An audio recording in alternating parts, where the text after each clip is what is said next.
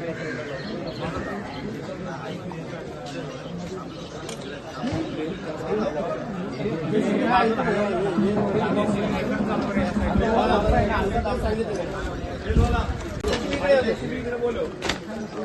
इकडे जाऊ दे नाही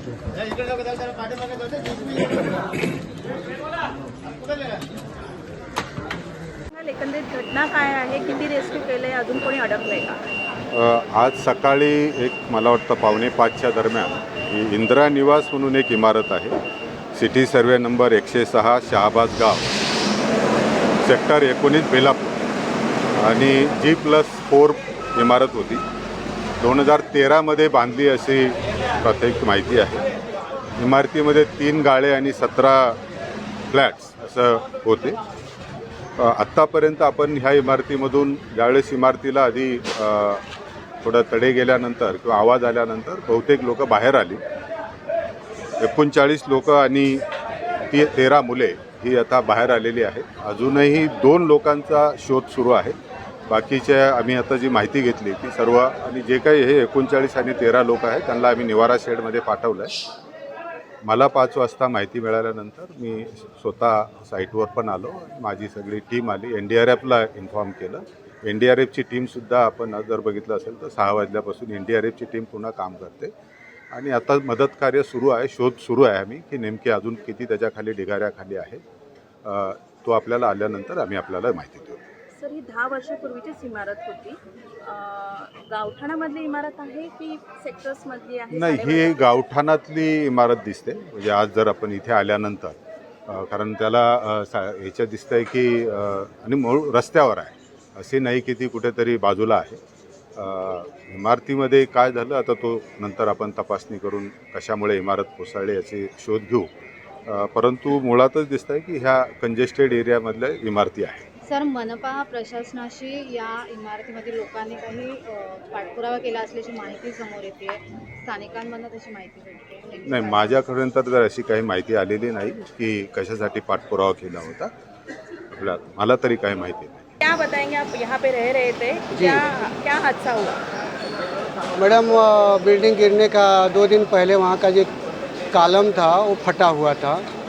एक्चुअली मुझे मालूम नहीं था, फिर भी उसमें बिल्डिंग में कुछ रहने वाले लोग बता रहे थे कि बिल्डिंग गिरने का चांस है, सर कॉलम फटा हुआ कभी भी गिर सकता है. फिर भी हम लोग काम धंधे वाले सब गरीब लोग ही रहते हैं उसमें, कोई किसी को कुछ पता नहीं रहता है कि जीना है मरना है क्या करना है. तब इसका कुछ अंदाज लोगों को पता नहीं चला. अचानक से 2 दिन के बाद आज रात में बिल्डिंग में से छोटा मोटा आवाज़ आने लगा, जिसका किसी का टाइल टूटता है, किसी का दीवार फटता है. तो लोगों के मन में डर हो गया कि ऐसा हो क्यों रहा है. तो अकस्मात सभी लोगों ने ये उठ के भाई भागो भागो, बिल्डिंग गिर जाएगा बिल्डिंग गिर जाएगा. ये रात 1 बजे से शुरू हुआ और लास्ट में जाके 4 बजे तक बिल्डिंग जो है नीचे आ गई. जबकि हम लोग उसमें से बाकी ओनर बाड़ोतरी सब लोग बाहर आ चुके थे. 2 आदमी हॉस्पिटलाइज हो गए जो उसके अंदर ही दब गए थे. बाकी 2 आदमी मिक्सिंग अब वो पता नहीं है. वो 2 लोग बाहर नहीं निकले क्या? अभी वो पता नहीं. और कितनी फैमिली रहती थी? यानी लगभग इसमें टोटल 50-60 लोग रहते थे, ऑनर भाड़ोतरी सब मिला के. और 4 मंजिली इमारत थी, तो 4 कितने फ्लैट थे? G+4 था और फ्लैट इसमें 17 फ्लैट था. 17 फ्लैट. हाँ, 2 दुकानें थी.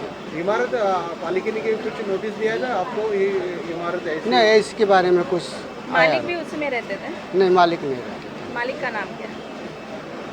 मालिक का नाम अभी बिल्डर हैं, अभी महेश कुमार हैं. आपका नाम क्या? सतीश गोंड. नवी मुंबईतील CBD या ठिकाणी असलेल्या शहाबाज गावामध्ये आहे ते 3 मजली इमारत कोसळलेली आहे आणि माझ्या मागे तुम्ही पाहता की हीच ती इमारत आहे. सकाळी पहाटे 5 दरम्यान कोसळली होती. सुदैवाने आहे ते ही इमारत पडत असल्याचं लक्षात आल्यानंतर या इमारतीमध्ये राहणारे जवळपास 40 लोक आहेत ती बाहेर आली होती. त्यामुळे यामध्ये मोठी दुर्घटना आहे ती टळलेली आहे. या ठिकाणी सध्या रेस्क्यू ऑपरेशन केलं जात आहे आणि एक व्यक्ती आहे तो अडकल्याची शक्यता या ठिकाणी वर्तवली जात आहे. मात्र बाकीची जी लोक होती ती इमारत पडत असल्याचा अंदाज आला आणि त्यामुळेच सकाळी ते बाहेर पडल्यामुळे आहे ते मोठी दुर्घटना टळलेली आहे. आपण जर पाहिलं नवी मुंबईमध्ये गेल्या काही वर्षामध्ये या ठिकाणच्या गावामध्ये मोठ्या प्रमाणामध्ये जे काही अनधिकृत बांधकाम करण्यात येत होतं त्यामुळे आहे ती त्याची क्वालिटी आहे, त्याचा दर्जा आहे तो या ठिकाणी कुठेतरी व्यवस्थित राखला न गेल्यामुळे आहे ते अशा प्रकारे इमारती पडण्याचं या ठिकाणी प्रमाण दरवर्षी वाढलेलं आहे. गेल्या काही दिवसापासून नवी मुंबईमध्ये पाऊस या ठिकाणी सतत सुरू राहिला होता आणि त्यामुळे जो आहे तो त्याचा फटका आहे तो या इमारतीला बसलेला आहे. त्यामुळे महानगरपालिकेच्या माध्यमातून अग्निशमन विभाग आहे, त्याचबरोबर पोलीस असतील, NDRFची टीमसुद्धा या ठिकाणी आहे. त्यांच्या माध्यमातून आहे या ठिकाणी रेस्क्यू ऑपरेशन सुरू केलेलं आहे. पण अजून याच्यामध्ये अडकला आहे का हे या ठिकाणी पाहिलं जात आहे. आणि हा संपूर्णपणे जो काही मलिदा आहे, जो पण संपूर्ण इमारत आहे ती इमारत पडल्याचं या ठिकाणी संपूर्णपणे सामान आहे ते बाहेर काढलं जात आहे. आणि सुदैवानं याच्यामध्ये जी मोठी दुर्घटना झाली असती ती मात्र टळलेली आहे. विनायक पाटील, ABP माझा, नवी मुंबई. ABP माझा, उघडा डोळे बघा नीट.